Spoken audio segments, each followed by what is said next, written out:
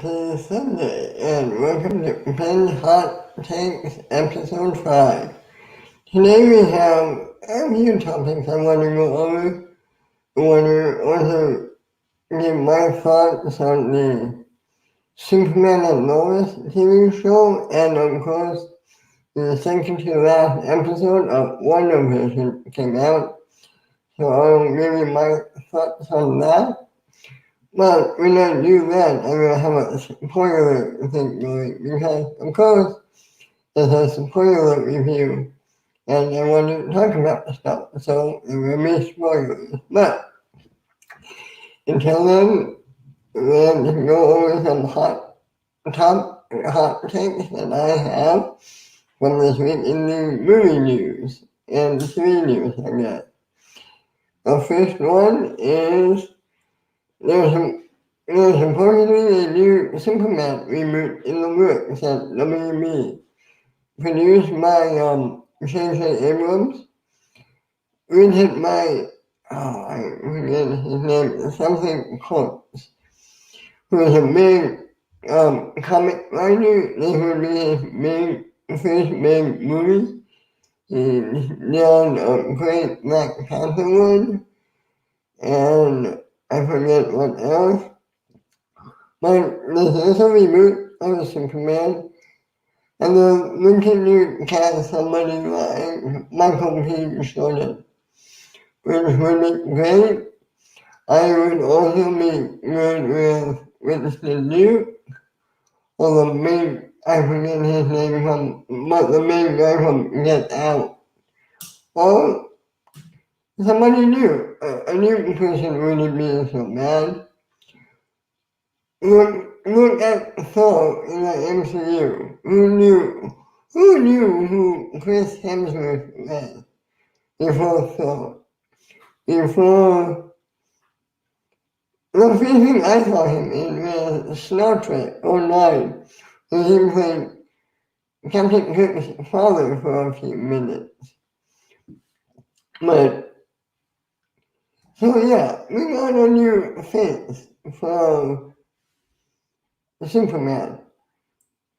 And yeah, that changed up. That made a black Superman. Superman is not white. He's an alien. He can be anything. He can be white. He can be black. He can be Mexican. He can be Italian. He can be Asian. He can be green. He can be purple. He can be anything. So that changes it up. That makes it new and exciting.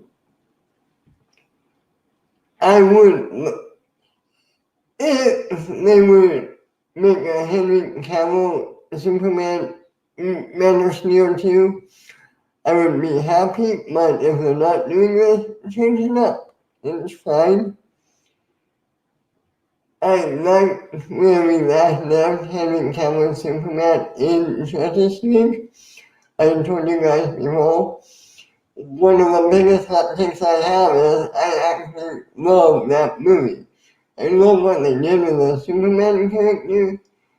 And yes, I even really like what they did with the Batman character because I feel in Justice League, I feel it's the perfect combination between Michael Keaton and Christian Bale's Batman. The darkness of Bale's, I don't want to say that lightheartedness, but Michael Keaton's flair, I would say flair.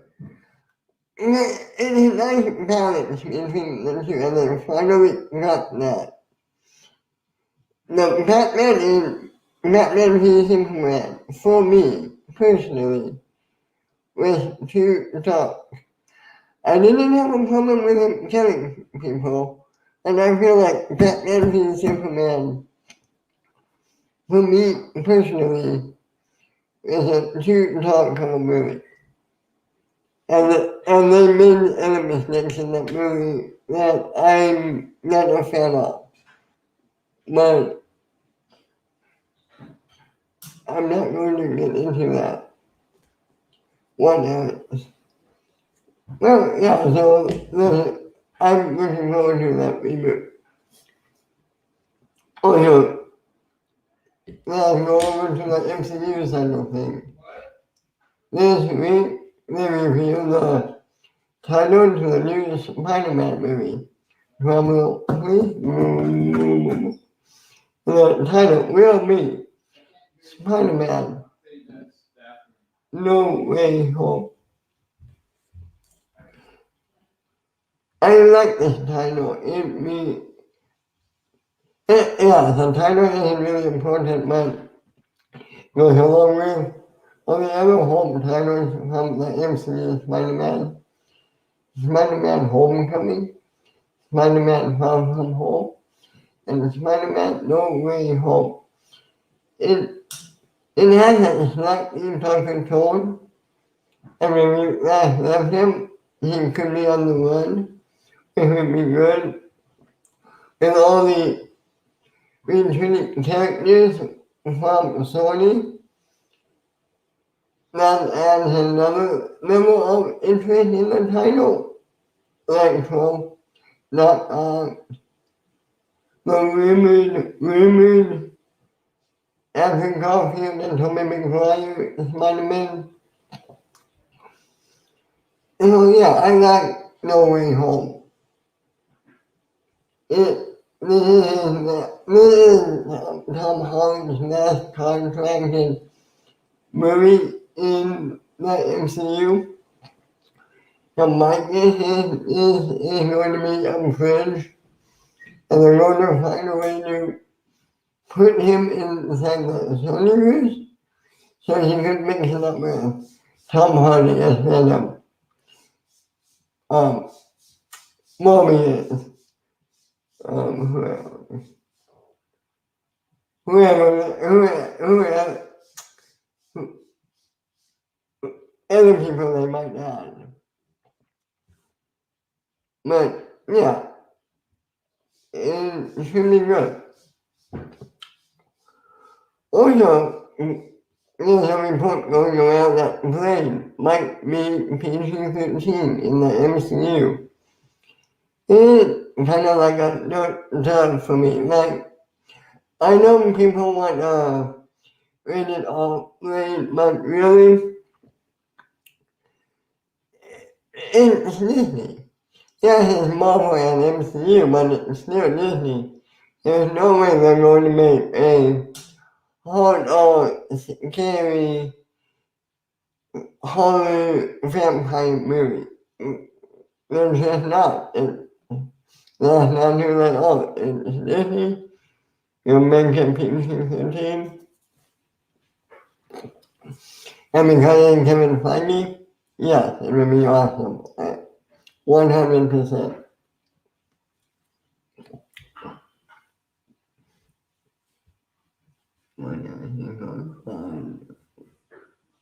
Oh, we're talking about MCU.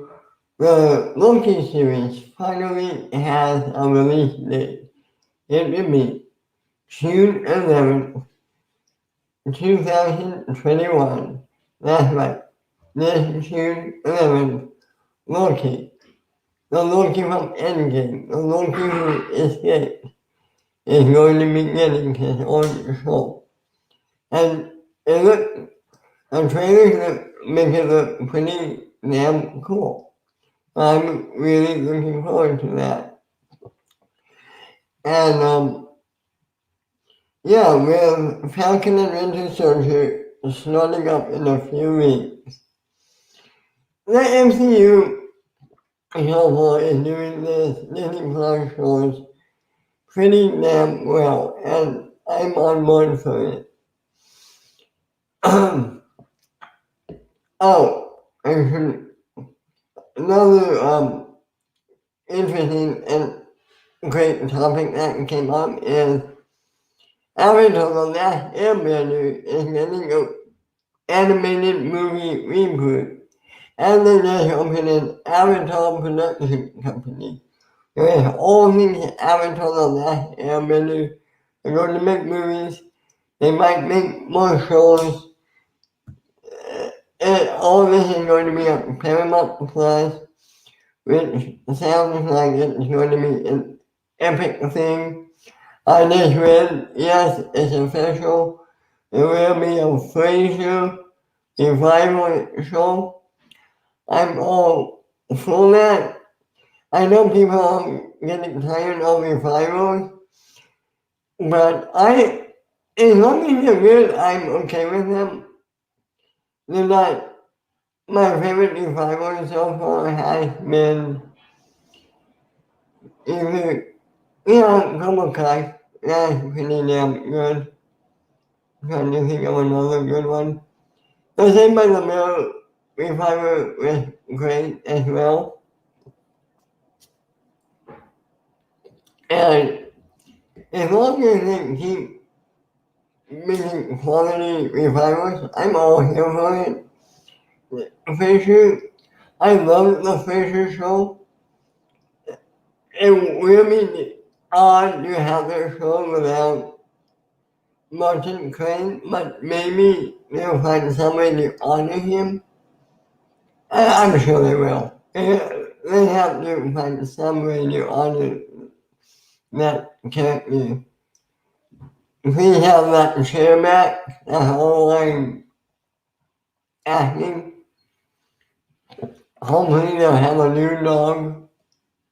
Well, that dog. But yeah, Avatar movie and facial revival both coming to Paramount Plus, a new streaming service coming in a few weeks. Sounds good to me, I'll keep you posted. Alright, well, there's two shows I want to review and talk about. So, now I will be throwing up the Spider-Man.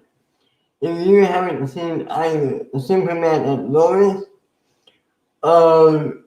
WandaVision, watch those shows and come back. If you don't care about spoilers, in that case, please,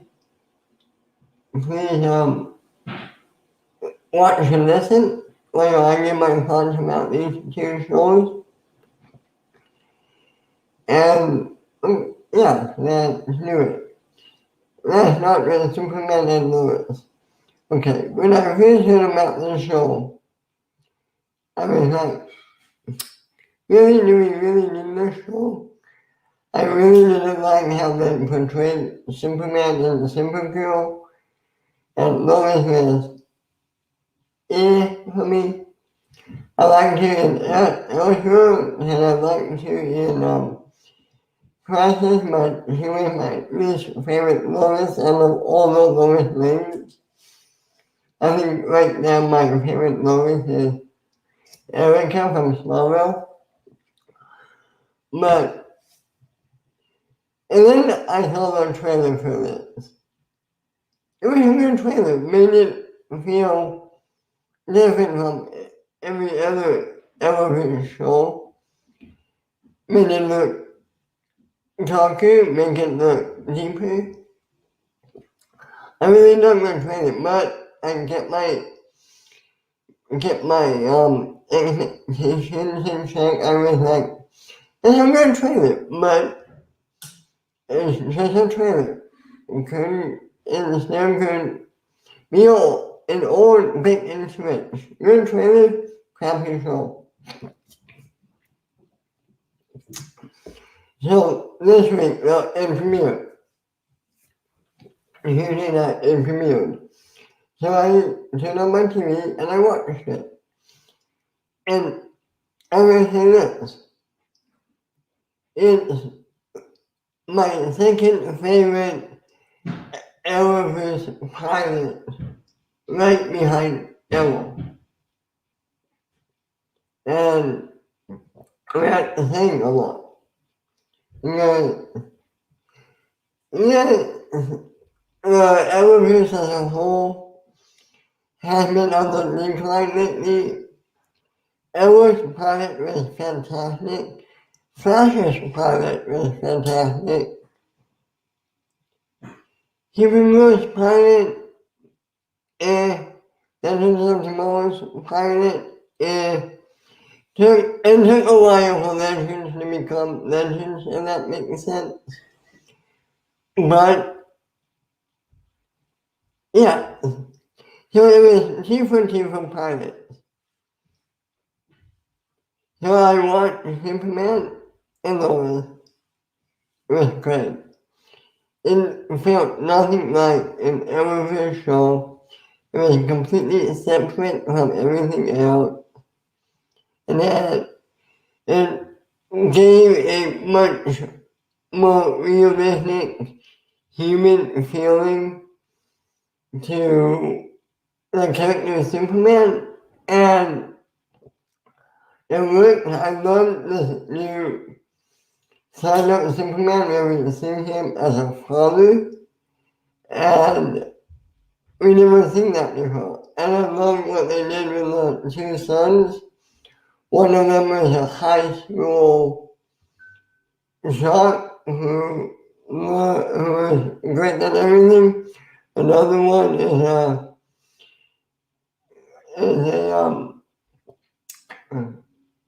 reading social anxiety kid.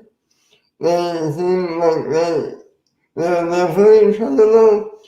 Tim Clark is not the best dad, but he's just trying to find his way. So is Lois, and they nailed it. One of the kids, I won't say which one, but one of the kids has powers.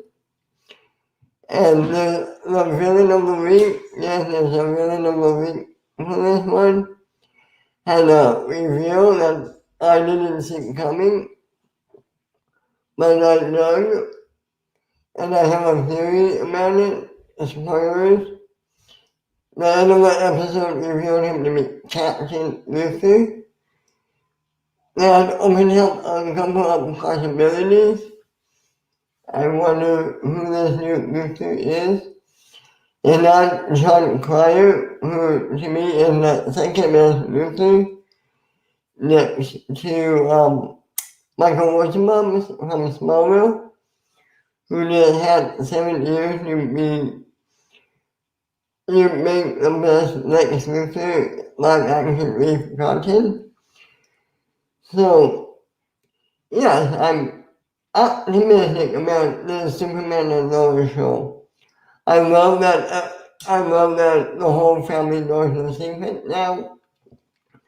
Lois' dad, and the sons, everybody knows the secret.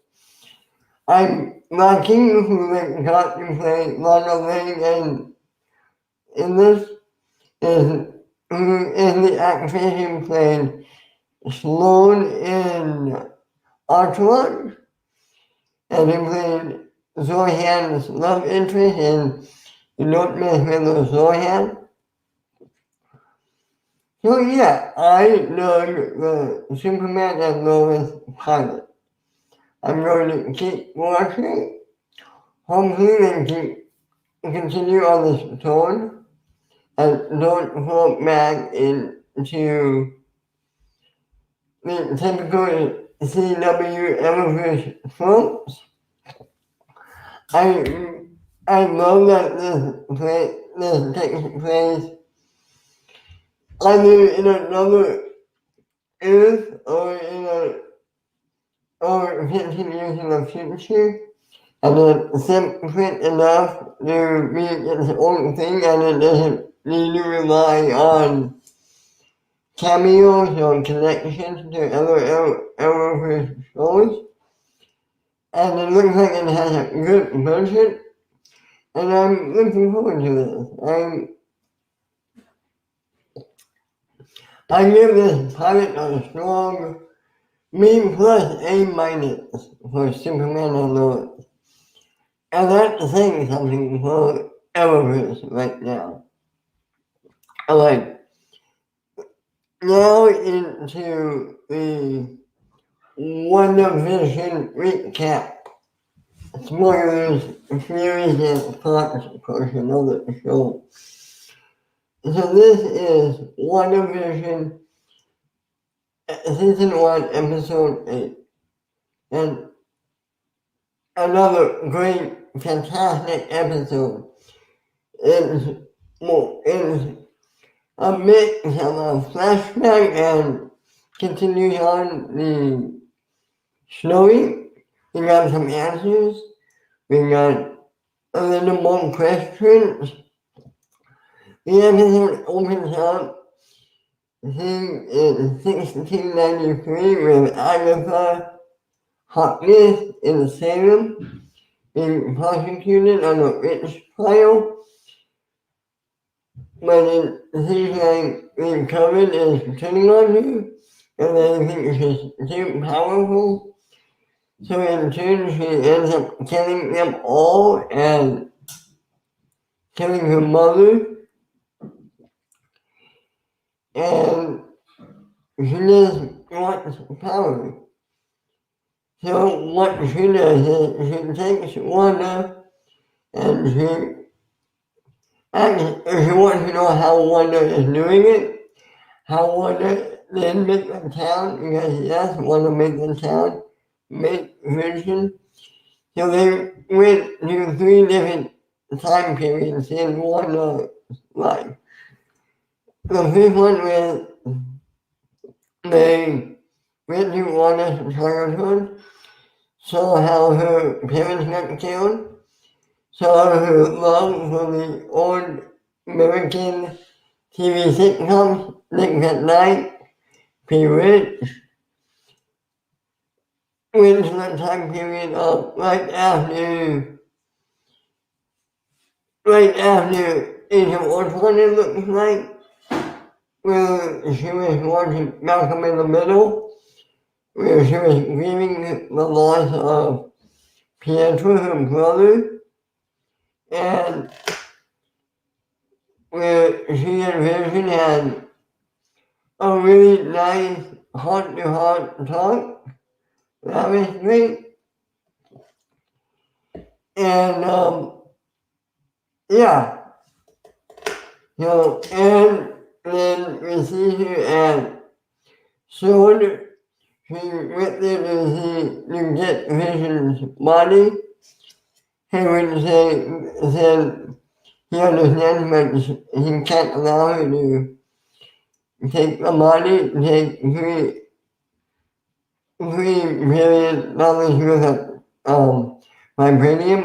That wouldn't be allowed, but he let her take goodbye to the body. So she went down. She went up to Vision's head. She couldn't feel him. So she said goodbye. She went back to her car. She looked at this deed that Vision left her, went to rescue. It's a pretty dumpy town, but she went there anyway. She found this box that Vision bought. It was a house, and then they were going to go all together. And this is when she lost it. She fell to her knees. She put the smell, covered the town with the hex, made it black and white, and there you have it. That's how she made the hex. She did in so much pain, she had to escape. And when we got back to present day, she heard her kids. Turns out our vision is totally made up. She made this new vision. So she went outside and discovered that Agatha has her kids by the necks, holding her. She said Agatha told Wanda she's too dangerous, she's scared, she's what called chaos magic, or she's known as the Scarlet Witch, and that's how the episode ends. Also, When crediting happens, they revealed that Hayward had Vision's money this whole time. They instructed him, well, they made a new Vision, a white Vision. God only knows how this is going to play out. The finale, excuse me. I can't wait to see what happens. Tomorrow there's one more cameo coming up in the finale. I wonder who it is. Could be anyone. Hopefully it's Nick Moranis because Susan Hammond is incredible so far. I give this episode an A. This was the best episode of our show in my opinion. And I think they got something really good here. And hopefully they continue on this path. With Falcon and the Winter Soldier and Loki. Two great looking shows that are coming up in the next few weeks and few months. So yeah. And each week I will be reviewing Falcon and Winter Soldier on here. Same way I'll have a spoiler thinking and yeah.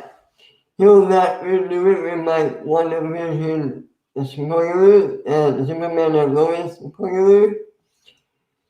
So that will do it for Ben's hot takes for this week. That he wants. You can find me at BenRated2 on Twitter. You can also find me every Thursday right here at Media Swedish Network. Every Thursday doing Shooting Up Praise with me and Matt. Every Friday doing recapping up past me and Matt again. Every Saturday doing the flagship show Gets Ready with me, Matt, Soul, and our friend 17.